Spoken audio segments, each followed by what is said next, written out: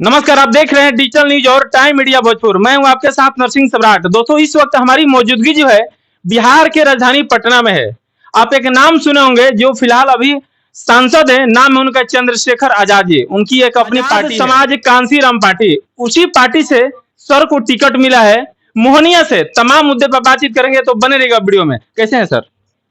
बहुत अच्छे हैं। सबसे पहले आप लोग को मैं बहुत-बहुत धन्यवाद देता हूँ कि आप लोग यहाँ आए हमारे पास। सर, जिस तरीके से इस भीड़ में लोग बोलता है कि बिहार में बड़ी पार्टी है, जदयू है, आरजेडी है, बीजेपी है, और इसी बीच में एक जन स्वराज पार्टी करके आई है। और इसी बीच जिस तरीके से सांसद महोदय जी हैं आपके पार्टी के, उन्होंने आपको टिकट दिया मोहनिया के लिए। इस पे सर कितने खुशी है?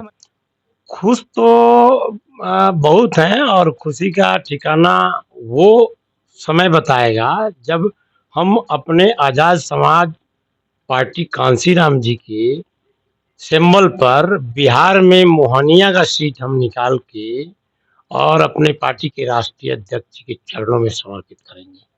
और ये पार्टी से टिकट दे तो दिया गया हमको, लेकिन असली मालिक हमारी मोहनिया क्षेत्र की जनता है। क्योंकि वो जनता ही तय करेगी कि हमारा प्रत्याशी हमारे बीच का होगा। ऐसा कोई नहीं कहे कि ऊपर से आके ये टिकट ले लिए हैं, क्योंकि जनता ही मालिक है हमारी। असली मालिक जनता है, वो तय करेगी। हमको टिकट सिंबल मिला है ऐसी बात नहीं है, हमको टिकट का आश्वासन दिया गया ऐसी बात नहीं है, हमारा नाम अनाउंस किया गया ऐसी बात नहीं है। हमको सब कुछ देने के बाद अभी मैं 15 या 16 तारीख को मोहनिया की जनता के बीच एक कार्यक्रम रखूंगा और वहां से उन लोग का आदेश लूंगा। उनके आदेश और उनकी इजाजत के बाद कि वास्तव में वो हमको अपना प्रत्याशी मानते हैं। जी बिल्कुल सही। अगर वो मान लें कि हाँ, हमारे आजाद समाज कांसीराम पार्टी का जो मोहनिया का प्रत्याशी डॉक्टर संजय है वो हम लोग के बीच का है और हम लोग के लिए योग्य है, तो ही मैं अपनी उम्मीदवारी सफल समझूंगा और अपनी दावेदारी को सफल समझूंगा। तो अभी हमको अपने जनता जनार्दन और अपने मालिक से हमको अपने बारे में सर्टिफिकेट लेना है कि वो वास्तव में हमें अपना प्रत्याशी स्वीकार कर रहे हैं कि नहीं। अगर वो स्वीकार करेंगे तो मैं डंके की चोट पर कहता हूं कि मोहनिया विधानसभा का सीट हम चुनाव जीत के दिखाएंगे। सर, मोहनिया के क्षेत्र के जो लोग हैं, जिस तरीके से बिहार में जातिवाद की पार्टी होती है, जाति की बात की जाती है। कोई यादव बोलता है तो बोलता है कि हम लालू यादव को वोट देंगे, भले वो जीते चाहे हारे। बहुत सारे फॉरवर्ड लोग हैं, वो बोलते हैं कि कोई भी खड़ा हो, हम तो बीजेपी को वोट देंगे। तो इसमें सर कितना चुनौतीपूर्ण होगा वहाँ का? हमारे लिए कोई चुनौतीपूर्ण, देखिए ये राजनीति का अपना अपना पैमाइश है। हमारे लिए युवाओं की एक जाति है, चाहे वो जिस जाति का हो, जिस धर्म का हो, जिस मजहब का हो, युवा है। युवा की एक कौम है, युवा की एक जाति है। और युवा शक्ति और नारी शक्ति, ये दो शक्ति मिल जाएगी तो हमको किसी भी राजनीतिक दल के पार्टी से या उसके प्रत्याशी से कोई डर नहीं। और हमारा ये भीम आर्मी और आजाद समाज कांसीराम पार्टी के जो दिल से निछावर कार्यकर्ता हैं, समर्पित एकदम उनके योद्धा हैं, वो तो मेरे साथ ही हैं। और तमाम पार्टी में जो राजनीति में जातिवाद, उन्माद, धर्म पैदा करते हैं, उन पार्टियों में भी जो पढ़े लिखे लोग हैं, पढ़े लिखे, क्योंकि हम लोग पढ़े लिखे समाज से आते हैं, हम लोग लठैती और गुंडा ही नहीं जानते हैं। हम लोग कलम चलाना जानते हैं और कलम चलाना सिखाते हैं। मैं कई वर्षों तक वीर कुंवर सिंह विश्वविद्यालय में सहायक प्राध्यापक के हैसियत से पढ़ाया हूँ, पीजी क्लास लिया आरा में।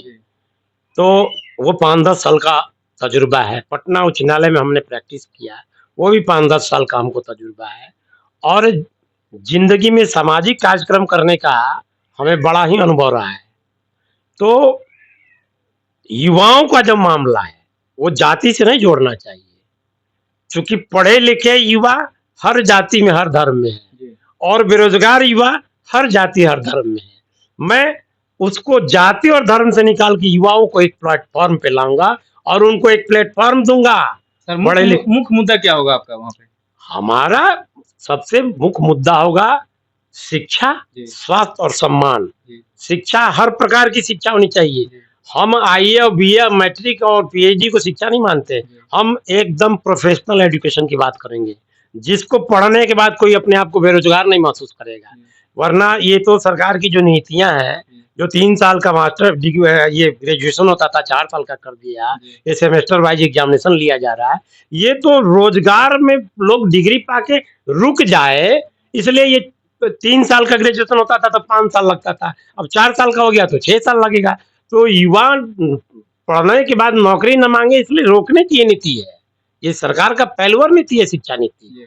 तो मैं ऐसे शिक्षा को मत दूंगा जिस शिक्षा को पाने के बाद कोई सरकार की या नौकरी के लिए खटखटाए नहीं, उसके लिए बहुत सारे दरवाजे खुले रहे हैं। और स्वास्थ्य के लिए भी, तो स्वास्थ्य में अब लोग कह रहे हैं, बिहार सरकार कर रही है, एनडीए की सरकार कर रही है, हम बहुत सारे बहाली निकाल रहे हैं। तो जब चुनाव आया तो ही इनको बहाली नजर आता है। बिल्कुल सही, मैं उसी मुद्दे पर सर चलता हूँ। अभी जिस तरीके से आप देख रहे होंगे, बिहार सरकार द्वारा पेंशन जो पहले 400 मिलता था उसको 1100 बढ़ा के कर दिया गया। सर 1 मिनट, उसके बाद ये आप देख रहे होंगे, अभी एक महिला रोजगार योजना करके नीतीश सितंबर में निकाले हैं। उसके बाद बिजली के लिए बोल रहे हैं कि हमने 125 यूनिट बिजली फ्री कर दिया। इस पे प्रशांत किशोर जी, जन स्वराज पार्टी जो लेके आए हैं, वो बोल रहे हैं कि ये सब हमारे वजह से बिहार सरकार करी है। सर इस पे आप अपना राय बताइए। देखिए, जन स्वराज पार्टी जो पिछले 2 साल से यहाँ संघर्ष कर रहा है, पहले तो वो महात्मा गांधी जी के नाम से अपना ये कार्यक्रम शुरू किए, इसके बाद धीरे धीरे उनका एजेंडा बदलते गया और धीरे धीरे वो संगठन जो राजनीतिक संगठन के रूप में बदल गया। मोटिव वही था। प्रशांत किशोर जी तो कहते हैं कि हम चुनाव के रणनीतिकार हैं। गुजरात में चुनाव लड़ा है, महाराष्ट्र में लड़ा है, दिल्ली में लड़ा है, कलकत्ता में लड़ा है, तमिलनाडु में लड़ा है, बिहार में लड़ा है, ये सबको मुख्यमंत्री बनाते। लेकिन मेन मोटो यही था कि जो लगा, जैसे वही डकैत वाला बात है, जैसे पहले चंबल के डाकू का लोग इस्तेमाल करते थे बूथ लूटने के लिए, बाद में डकैत लोग सोचे कि मतलब कि जब हमारे भरोसे ही नेताजी विधायक एमपी बन जा रहे हैं तो क्या ही नहीं हम बन जाएं। तो फिर पूरे पॉलिटिशियन जो चोर डकैत को टिकट दे के एमएलए एमपी बनाने लगे। तो वही स्थिति प्रशांत किशोर जी का है, जो चंबल वाले लोग किए, आई कंबल वाले लोग कर रहे हैं। तो ये सरकार प्रशांत किशोर जी के चलते नहीं, अपने आप को दोबारा से विधानसभा में स्थापित करने के लिए 125 यूनिट बिजली, नीतीश जी तो अपने मुंह से कहते थे कि हम बिजली मुफ्त में दे के ये मैं लोगों को बेकार नहीं करना चाहता हूँ, ये बहुत गलत है, मैं कभी बर्दाश्त बोले हैं। और उनके दाहिने बाएं में जो चंगू मंगू मुख्यमंत्री हुआ करते हैं, तो वो भी ये बात बोले थे। और आज वो कह रहे 125 यूनिट केजरीवाल का खिलाफ कर रहे थे जब वहाँ बिजली फ्री में गई थी। तो गलत बात है, तो उसमें गलत था। आज 125 यूनिट सही हो गया। फिर बुजुर्ग को 400 रुपया पेंशन से 1100 रुपया दी जाए पेंशन। अब स्कूल के माध्यम से प्रचार कर, आज तक की आजादी से लेकर आज तक कोई सरकार ये प्रचार नहीं की कि हम 1100 पेंशन विद्यालय के माध्यम से करवाते हैं। तो ये सब that is cheap idiocy and publicity of this government, and ये कंप्लीट फेल्यूर है सरकार। और आपने एक चीज कहा कि महिलाओं के लिए, अरे महिलाओं के लिए तो अभी जीविका में बहुत सारी बहाली निकाल रहे हैं, तो मतलब कि आशा का निकाल रहे हैं, तो एएनएम का निकाल, जब चुनाव आता है तो ये निकालते हैं। अरे असिस्टेंट प्रोफेसर की बहाली पिछली बार 2020 में जब चुनाव आई थी तो 4638 पद पे इन्होंने प्रोफेसर की बहाली निकलवाई।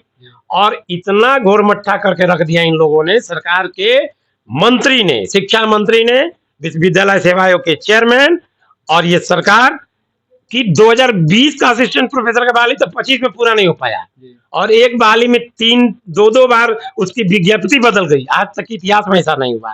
तो ये सब चुनावी लॉलीपॉप है और कुछ नहीं है। इस सबसे नीतीश जी दोबारा सत्ता में नहीं आने वाले हैं, ये भरम निकाल दें।